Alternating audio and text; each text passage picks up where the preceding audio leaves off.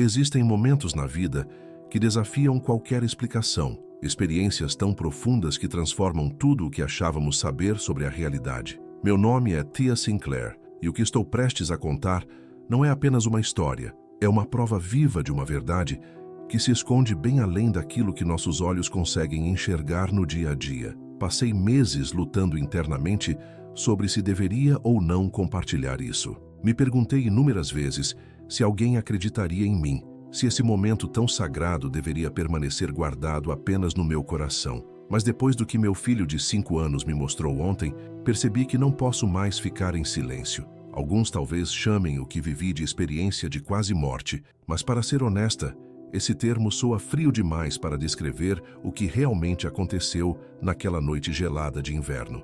Eu não apenas cheguei perto da morte, eu atravessei para o outro lado. Por exatos 10 minutos e 36 segundos, meu coração deixou de bater durante uma cesariana de emergência. Os registros médicos confirmam isso com sua precisão impessoal, mas nada do que está escrito ali consegue capturar a grandiosidade do que vivi nesses minutos preciosos em que permaneci entre dois mundos. Antes de mergulhar nessa experiência transformadora, é importante que você entenda o que a antecedeu. Pequenas coisas, sinais sutis que hoje vejo claramente como toques de uma mão divina tentando me preparar, mas que na época passaram despercebidos na correria do cotidiano. Tudo começou 3 meses antes daquela noite que mudaria minha vida para sempre. Em um daqueles momentos aparentemente comuns, que só mais tarde percebemos serem extraordinários. Eu estava colocando meu filho, Nathan, na cama, após nosso ritual de todas as noites.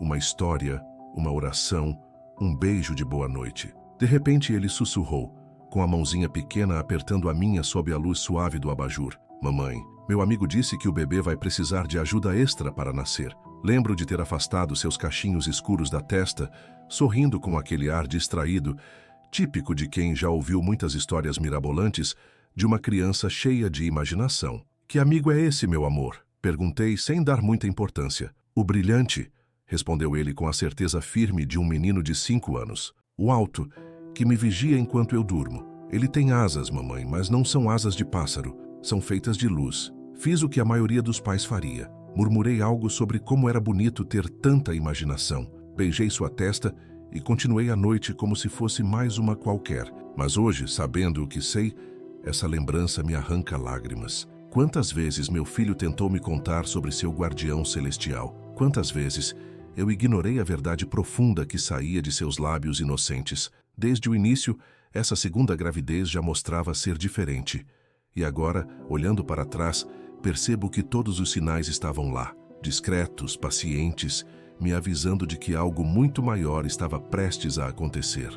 A gravidez do Nathan tinha sido como manda o manual, enjoos matinais no começo, mas logo aquela saúde vibrante que toda mãe espera. Já desta vez, tudo parecia diferente. Havia uma sensação constante de fragilidade, complicações sem explicação e uma inquietação que nem mesmo os médicos conseguiam identificar com clareza. Meu marido James também percebia. Ele notava como, no meio de uma conversa, eu parava de repente, levava a mão à barriga e ficava com aquele olhar distante, preocupado. O que foi, Afonso? Ele perguntava, com a testa franzida de preocupação. Eu respondia com toda a sinceridade que tinha. Não sei. Só sei que é diferente dessa vez. Parece que preciso me preparar para alguma coisa, mas não faço ideia do que seja. James, sempre o pragmático, tentava me acalmar. Dizia que cada gravidez era única, que era normal sentir ansiedade e que todos os exames estavam normais. E ele tinha razão. Mas ainda assim, aquele pressentimento não me abandonava, como se algo grandioso estivesse à nossa espera. À medida que a data do parto se aproximava, os comentários de Nathan sobre seu amigo brilhante começaram a se intensificar. Ele passou a desenhar compulsivamente dezenas de folhas espalhadas pela casa, sempre retratando a mesma figura alta e luminosa, posicionada ao lado de um bonequinho que ele dizia ser ele mesmo. Eu pendurava os desenhos na geladeira ao lado dos outros, sem entender o peso que carregavam. Foi numa noite, cerca de uma semana antes de tudo mudar, que eu o encontrei sentado na cama, de pernas cruzadas, conversando animadamente com o nada. Perguntei o que ele estava fazendo, e a resposta dele fez um calafrio estranho percorrer minha espinha. Meu amigo está me contando sobre o amigo do bebê, disse ele, apontando para um espaço vazio ao lado da cama. Eles estão se preparando para algo importante. Fiquei parada ali, na porta do quarto, com uma das mãos apoiada na barriga enorme, sentindo o bebê se remexer inquieto dentro de mim. E foi então que, por um breve segundo, tive a impressão de ver algo pelo canto dos olhos. Talvez um brilho, um leve movimento onde não deveria haver nenhum.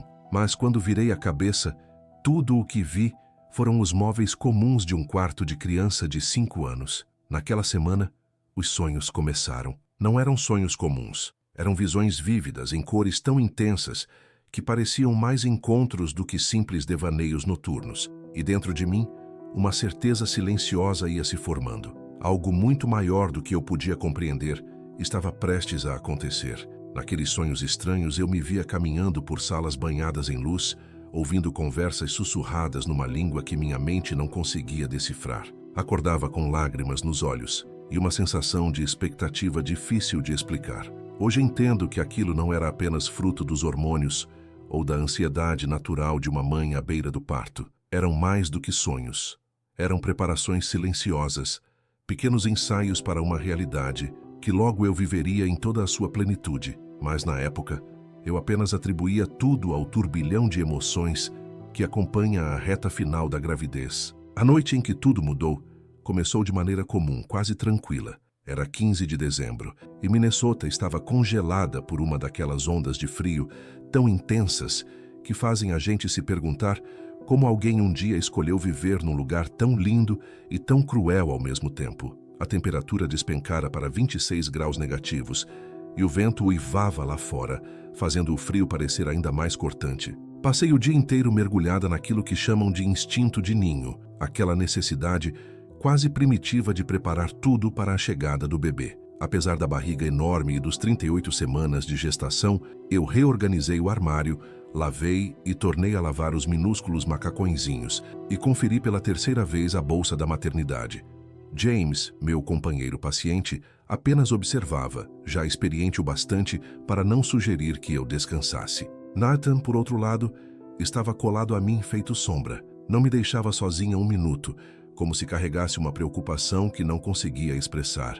No final da tarde, enquanto eu dobrava mais roupas de bebê, ele puxou minha manga com uma insistência incomum. Sua voz pequena, mas firme, me disse algo que fez meu coração apertar. Mamãe, meu amigo disse que eu preciso dormir na casa da tia Sarah hoje. Interrompi o que fazia, surpresa. Não havia qualquer plano para Nathan dormir fora naquela noite, mas havia algo nas palavras dele. Algo que se conectava com aquela sensação estranha de inquietação que eu vinha sentindo há dias. Perguntei, tentando soar tranquila, por que o amigo dizia isso. Com seus olhos azuis sérios, ele respondeu: porque você vai precisar de ajuda hoje à noite, e eu preciso estar seguro com a tia Sarah para o papai poder cuidar de você. Sentei-me pesadamente na cadeira de balanço, sentindo o coração acelerar.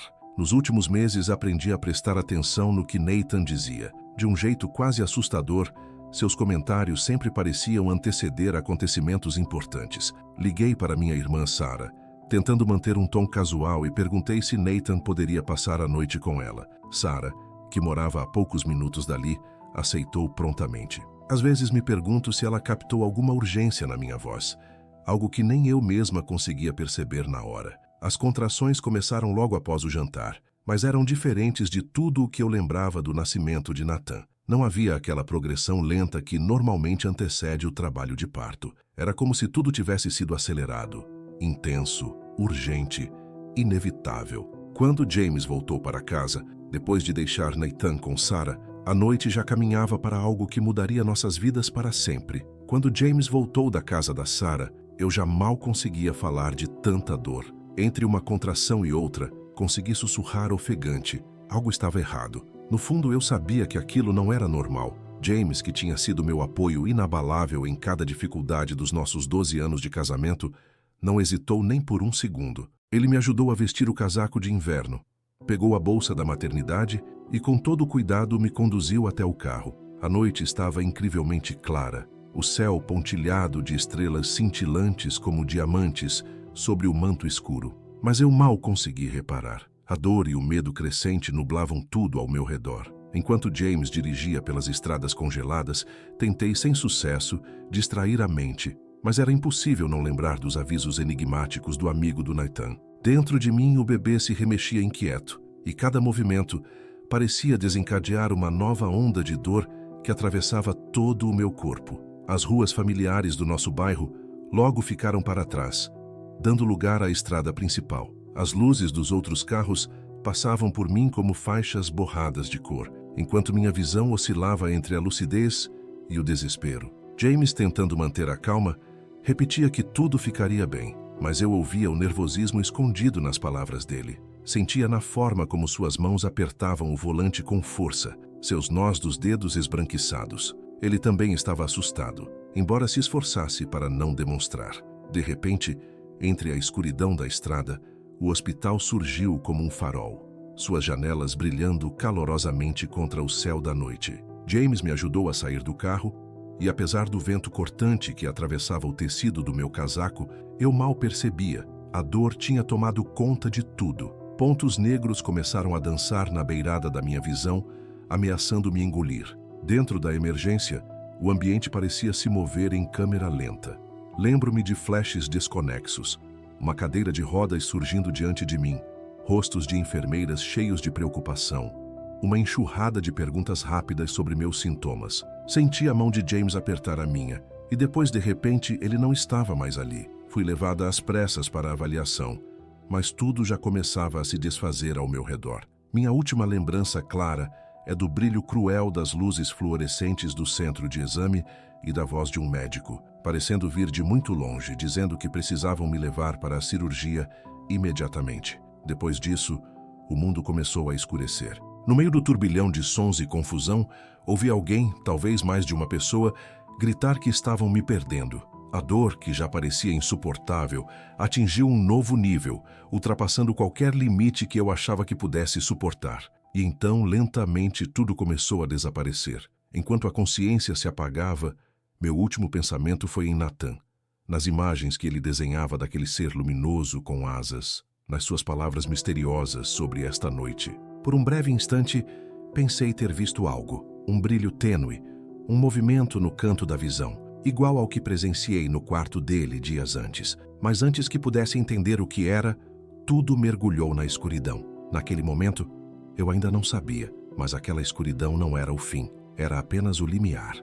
O que me aguardava do outro lado mudaria não apenas minha visão sobre a vida e a morte, mas a própria percepção da realidade. Durante aqueles 10 minutos e 36 segundos em que meu coração parou de bater, foi como se uma cortina invisível tivesse sido levantada, me permitindo espiar o que existe além deste mundo físico, um mundo espiritual que sempre esteve aqui, ao nosso redor. E o que vivi não era apenas uma experiência pessoal. Era uma confirmação silenciosa da verdade que meu filho de 5 anos vinha tentando me mostrar com sua inocência. Uma verdade sobre a proteção divina, sobre o quão tênue é a linha que separa o céu da terra e sobre os seres magníficos que vigiam cada um de nós, com um amor feroz e ao mesmo tempo delicado, especialmente os pequenos. O que presenciei nesses minutos entre a vida e a morte mudou para sempre o modo como eu via o amigo imaginário do Nathan. E me deu também uma missão sagrada,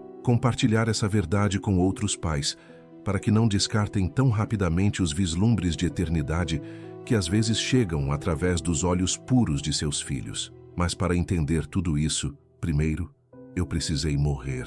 Só assim pude aprender o que significa, de verdade, estar viva. Dizem que morrer é como adormecer, mas para mim foi o contrário. A passagem da vida para aquilo que experimentei foi como despertar de um sonho para uma realidade mais viva, mais intensa do que qualquer coisa que já havia sentido. A dor que consumia meu corpo sumiu num instante, como se alguém tivesse apertado um interruptor. As luzes fluorescentes frias, as vozes apressadas da sala de cirurgia, tudo se dissolveu diante de algo completamente diferente.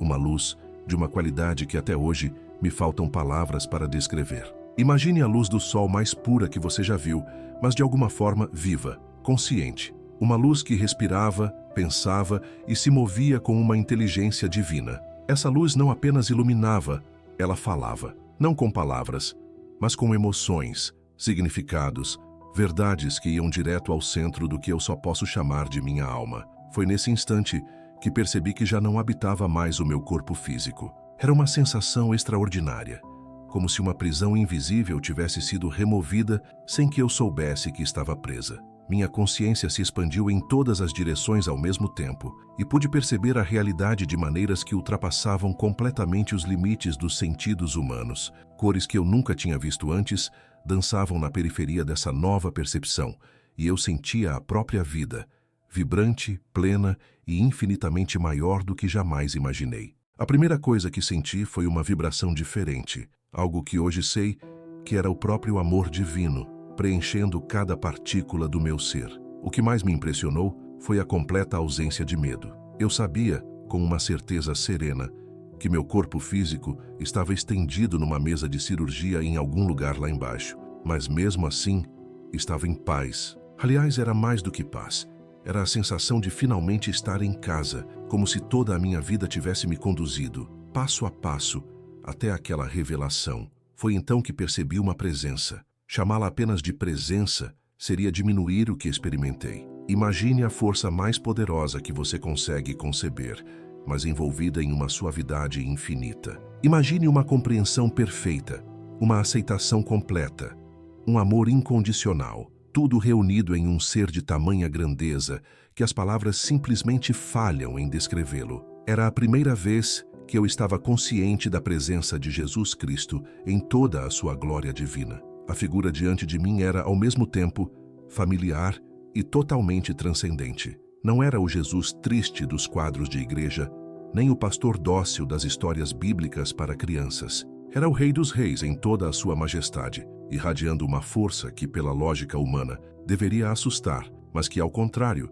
me enchia de uma alegria indescritível. Enquanto eu o observava, sua aparência parecia mudar. Era como se minha mente humana não conseguisse fixar uma única imagem para representar a sua natureza divina. Às vezes, ele era pura luz viva. Em outros momentos, surgia com uma beleza tão esmagadora que, se eu ainda tivesse olhos físicos, teria chorado. Em seu rosto, vi ao mesmo tempo uma sabedoria infinita e uma compaixão tão terna que aquecia cada canto da minha alma. Quando ele sorriu, parecia que eu testemunhava o nascimento de um novo universo. Então, ele disse meu nome, Tia, e ouvi-lo em sua voz foi como escutar a mais pura melodia, carregada de todo o amor e propósito com que fui criada. Você tem perguntas sobre aqueles que vigiam seus filhos, ele disse, e cada palavra dele vibrava em todo o meu ser, com uma verdade que me atravessava por completo. Sim, eu tinha perguntas, muitas. Embora eu nem tivesse conseguido formular todas até aquele instante,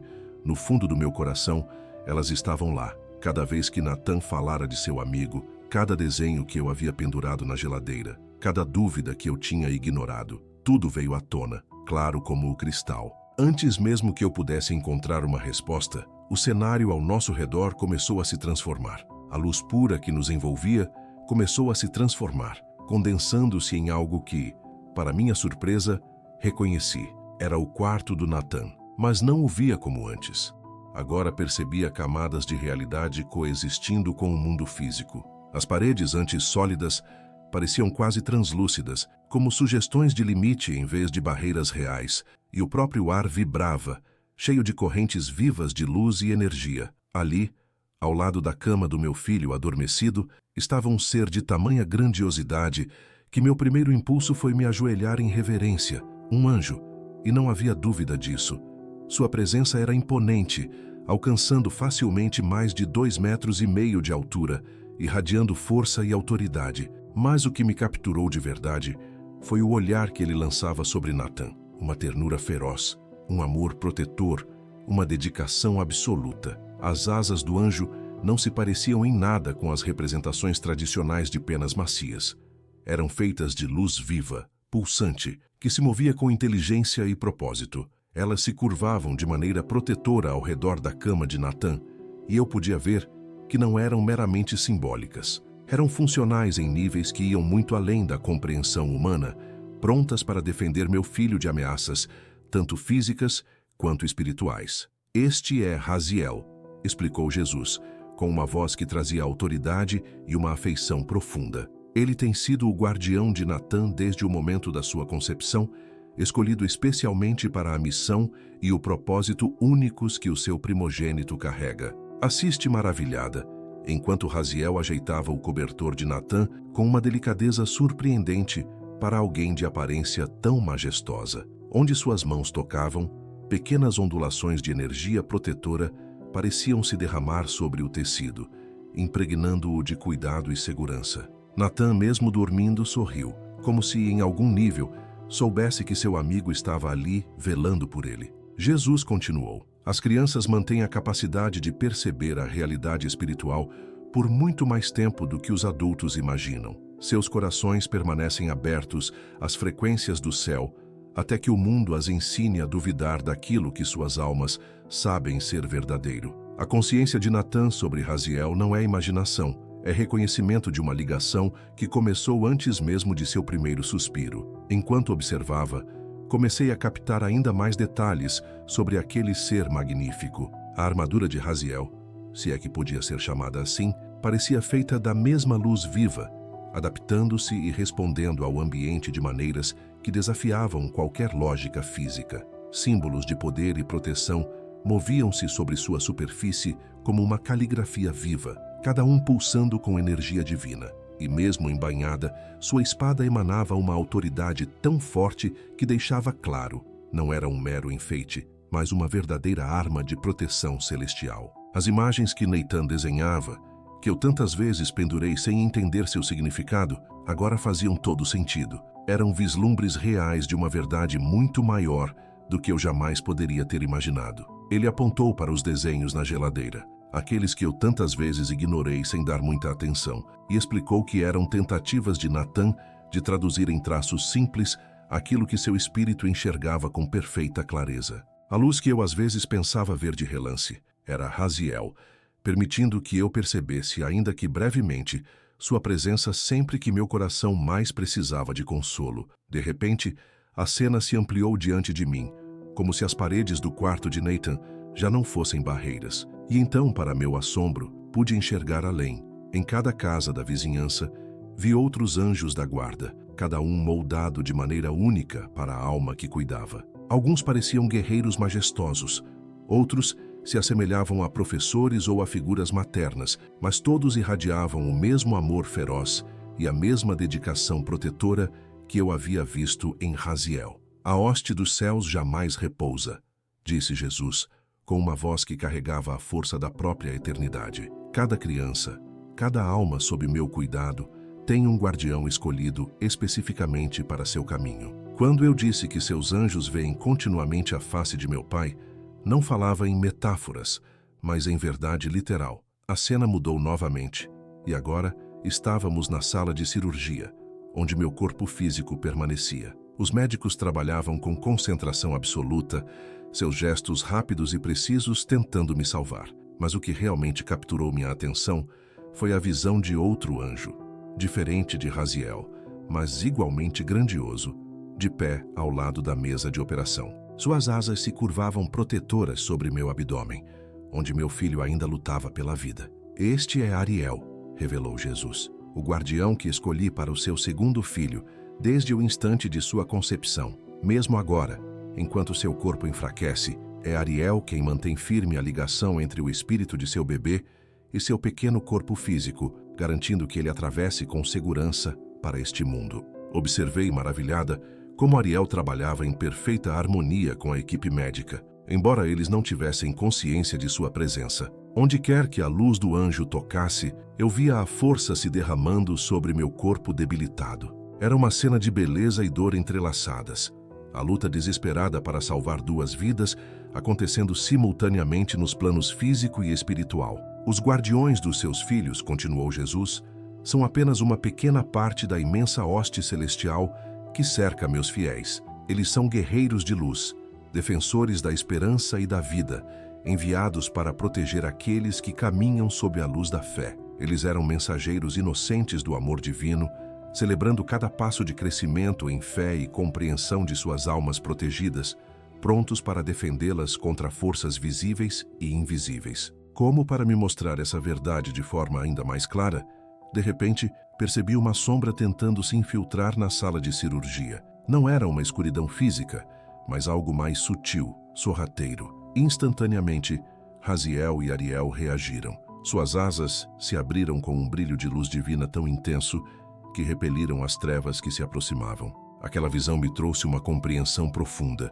uma certeza absoluta de que há uma guerra espiritual constante acontecendo ao nosso redor, invisível aos olhos humanos, mas tão real quanto o mundo que tocamos. Logo em seguida, o cenário mudou novamente e nos encontramos em um lugar que mal consigo descrever. Era pura luz, mas mesmo essa palavra parece pequena diante da grandiosidade que vivi. Ao nosso redor surgiam janelas ou talvez portais para diferentes momentos da minha vida. Momentos em que a intervenção divina me havia protegido do perigo, instantes em que anjos da guarda desviaram ameaças sem que eu sequer soubesse. Episódios que até então eu atribuía à sorte ou ao acaso. Veja, Thea, disse Jesus, sua voz misturando autoridade e ternura. O véu entre o céu e a terra é mais fino do que a maioria imagina. A capacidade dos seus filhos de perceberem seus guardiões não é fruto de uma imaginação infantil, mas um dom espiritual, algo que muitos adultos esquecem que um dia também tiveram. Assisti emocionada enquanto cenas da minha própria infância desfilavam diante de nós. Vi momentos em que eu também, ainda pequena, sentia a presença dos anjos antes que o peso das dúvidas e preocupações do mundo nublasse minha visão espiritual. E ali de pé, vi meu próprio anjo da guarda, o mesmo que me acompanhava desde o meu primeiro respiro, ainda pronto para reassumir seu posto caso eu decidisse voltar. A realidade daquilo tudo me sobrecarregava. Era como enxergar pela primeira vez a delicada dança entre o mundo físico e o espiritual, a constante presença da proteção divina, a verdade escondida atrás daquilo que tantas vezes chamamos de fantasias infantis. Cada história que Nathan me contou sobre seu amigo, cada desenho pendurado na geladeira, agora carregava um significado muito mais profundo. Mas então, a expressão de Jesus se tornou solene.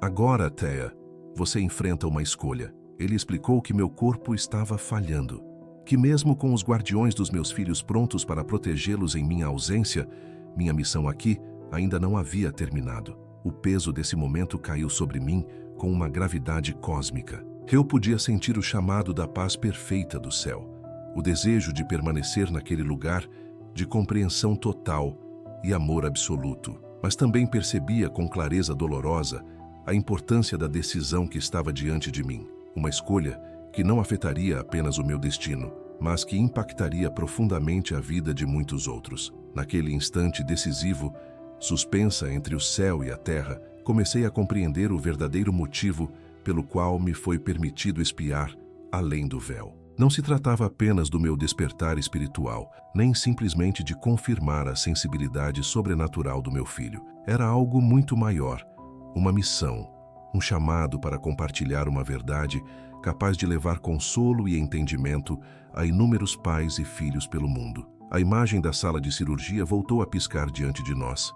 Vi James na sala de espera, a cabeça curvada em uma oração desesperada. Vi Nathan dormindo em paz, sob o olhar atento de Raziel, e percebi meu filho ainda não nascido envolto na luz protetora de Ariel. Parecia que todo o céu prendia a respiração, aguardando minha decisão. Antes que pudesse escolher, Jesus falou novamente, sua voz aquecida por amor, mas carregada de uma gravidade que eu sentia no mais íntimo do meu ser. Havia algo mais que eu precisava entender, algo essencial sobre a natureza da proteção divina e a liberdade humana. A luz ao nosso redor mudou, e de repente nos encontramos em um lugar que mal consigo descrever. Era como uma vasta biblioteca viva, onde cada superfície parecia pulsar com consciência. O próprio ar parecia denso, carregado de sabedoria. À nossa volta, cenas da história humana se desenrolavam como hologramas tridimensionais, mostrando momentos de intervenção angelical e atos silenciosos de proteção divina.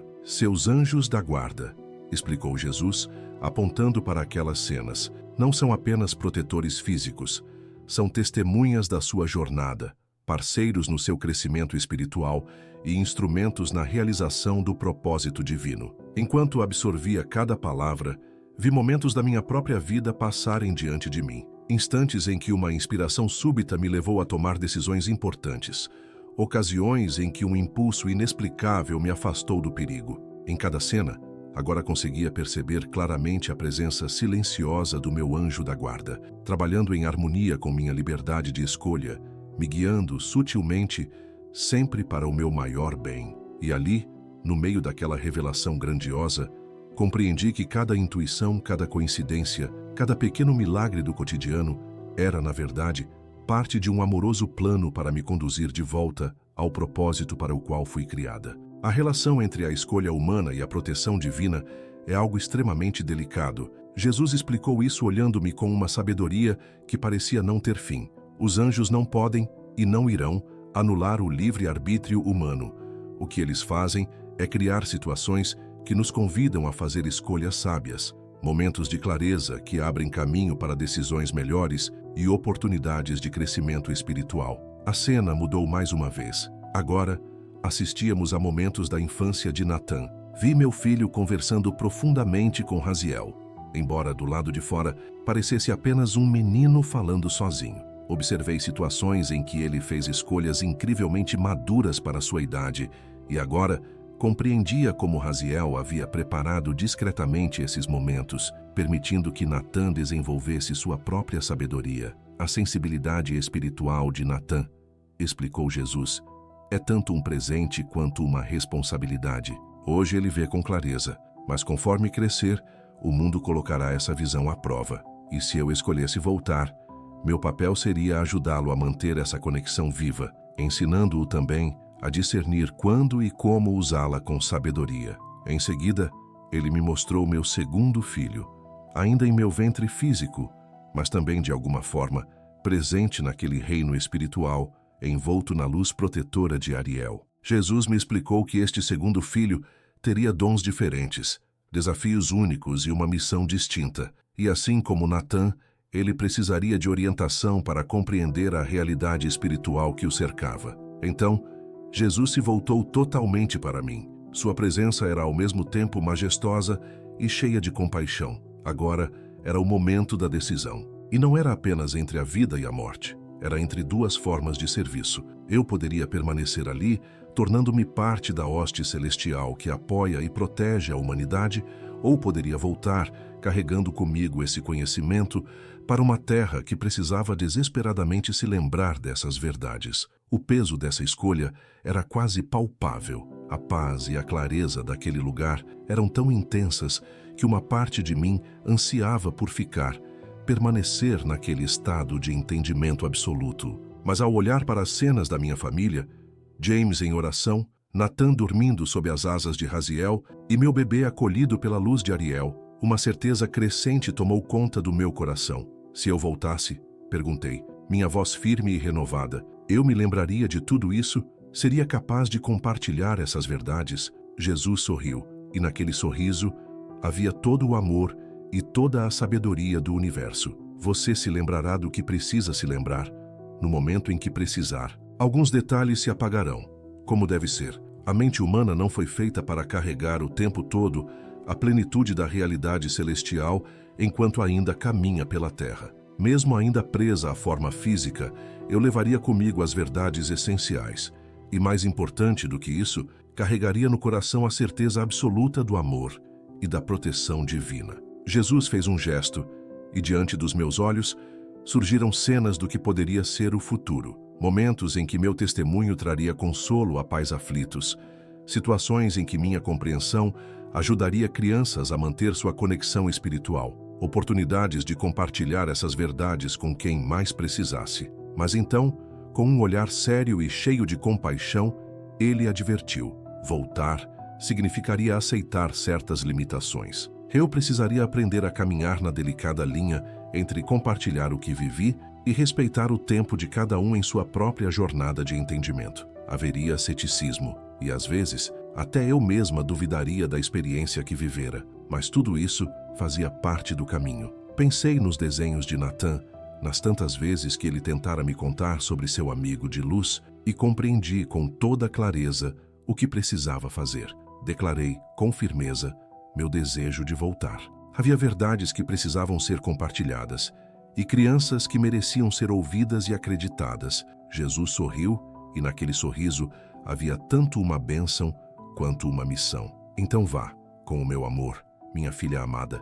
Lembre-se, você nunca estará sozinha. Seus filhos jamais estarão desprotegidos e os exércitos celestiais se alegram pela sua escolha de servir desse modo. Ele estendeu a mão e tocou minha testa. E naquele toque, senti uma bênção e, ao mesmo tempo, uma preparação. Verdades foram seladas em minha alma, verdades que se revelariam no tempo certo, conforme eu precisasse delas, e que se transformariam em sabedoria para ajudar outros. Antes de me deixar ir, sua voz, cheia de ternura e autoridade, soou mais uma vez. Quando você vir os desenhos de Natan sobre o seu amigo guardião, lembre-se deste momento. Lembre-se de que a visão espiritual das crianças é um presente a ser cultivado, não uma fantasia a ser descartada. Os anjos delas, de fato, sempre contemplam o rosto do meu Pai nos céus, e através da inocência e sabedoria dos pequenos, muitos adultos podem reencontrar aquilo que um dia também souberam. A cena ao meu redor começou a se desfazer suavemente, mas as últimas palavras de Jesus permaneceram gravadas em mim. Vá agora com a minha bênção.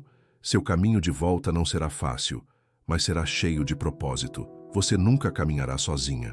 Os mesmos anjos que protegem seus filhos também estão prontos para te sustentar, enquanto compartilha essas verdades com um mundo que, há muito tempo, esqueceu como enxergar. A volta ao meu corpo não foi suave. A dor me atingiu em ondas violentas e a realidade áspera da existência física pareceu por um momento insuportável depois da luz pura que eu havia experimentado. Mas mesmo ofegante, lutando para recuperar a consciência, eu ainda podia sentir o toque suave do amor divino e sabia, com uma certeza inabalável, que não estava sozinha naquela travessia. A recuperação foi tão desafiadora quanto Jesus havia me advertido. Por semanas, lutei contra a fraqueza física, contra as limitações do corpo terreno e, sobretudo, com a frustração de não conseguir expressar plenamente as verdades profundas que havia testemunhado. Mas mesmo em meio a essa luta, carregava no coração a certeza da experiência que vivi. James foi meu pilar durante todo esse tempo, apoiando-me sem questionar, mesmo quando, de repente, eu desabava em lágrimas ao ver um dos desenhos de Nathan. E Nathan, meu filho lindo e espiritualmente desperto, continuava enxergando aquilo que tantos adultos já não conseguiam mais perceber. Ontem mesmo, ele me trouxe um novo desenho. Nele não havia apenas o seu próprio anjo da guarda, mas também o do seu irmãozinho ainda bebê. Ambas as figuras resplandeciam a mesma luz divina que eu testemunhara na minha experiência de quase morte. Segurei aquele desenho com lágrimas rolando pelo rosto. E Natan, com seus olhos claros e sábios, olhou para mim e disse com simplicidade: "Agora você também pode vê-los, não é, mamãe?" Tudo o que consegui fazer foi assentir, dominada por uma gratidão imensa, pela segunda chance, pela oportunidade de ser uma ponte viva entre o céu e a terra, entre a fé infantil e a compreensão adulta. Hoje, o desenho está pendurado na nossa geladeira, um lembrete diário da realidade que existe além daquilo que os olhos comuns podem ver. Compartilho essa história não para convencer ninguém de nada, mas porque sei que esse vislumbre da verdade divina me foi dado por um propósito. A todas as mães que se preocupam com a segurança de seus filhos, a todos os pais que se perguntam se suas orações são ouvidas, a todos que anseiam entender a realidade espiritual que nos envolve, deixo esta certeza: nós nunca estamos sozinhos. Nossos filhos nunca estão desprotegidos. Os exércitos celestiais estão de prontidão e o amor de Deus nos envolve por completo. O véu entre o céu e a terra é muito mais fino do que imaginamos e, às vezes, através dos olhos de uma criança ou nos momentos que separam a vida da morte, somos abençoados com um vislumbre dessa verdade. Eu sei disso porque vivi, sei disso porque meu filho desenha e sei disso, acima de tudo, porque o Rei dos Reis me permitiu ver. Foi o próprio Jesus quem me mostrou a realidade que existe além da nossa percepção comum. Um mundo onde o amor é a força fundamental, onde a proteção divina jamais cessa e onde as orações de pais preocupados pelos seus filhos são atendidas de maneiras muito mais grandiosas do que somos capazes de imaginar. Hoje, Minha missão não é convencer, mas testemunhar. É ser uma voz que lembra que nossos filhos, muitas vezes, enxergam com muito mais clareza do que nós. É encorajar outros pais a entenderem que quando seus pequenos falam de amigos celestiais ou de anjos da guarda, eles podem estar percebendo uma realidade que nós, adultos, simplesmente esquecemos como ver. Cada vez que olho para meu filho mais velho, com seu olhar espiritual tão claro, e para o seu irmãozinho que cresce forte a cada dia, eu me recordo daquele momento na luz. Lembro-me dos seres magníficos que os guardam com uma devoção tão feroz quanto terna. E agradeço a Deus de todo o coração por ter me permitido voltar com essa mensagem de esperança e certeza. Seus filhos são vistos, são conhecidos, são protegidos, e seus anjos da guarda nunca descansam em sua santa missão de cuidar dessas pequenas vidas tão preciosas aos olhos do Pai Celestial. Essa é a minha história. Essa é a minha verdade. E através dos desenhos simples de uma criança e da profunda experiência de uma mãe que atravessou o véu, eu oro para que outros também encontrem conforto em saber que o mundo espiritual não é algo distante ou separado da nossa vida diária, mas sim uma realidade profundamente entrelaçada com amor em cada instante da nossa existência. Porque, como Jesus me mostrou, a atenção do céu nunca vacila e o amor divino jamais falha. Todos nós, sem exceção, somos envolvidos pela luz do amor perfeito, vigiados por anjos que contemplam o rosto de Deus e guiados por uma sabedoria que transcende tudo o que podemos compreender aqui na Terra. Essa é a verdade pela qual eu morri para aprender, e é a verdade que agora eu vivo para compartilhar.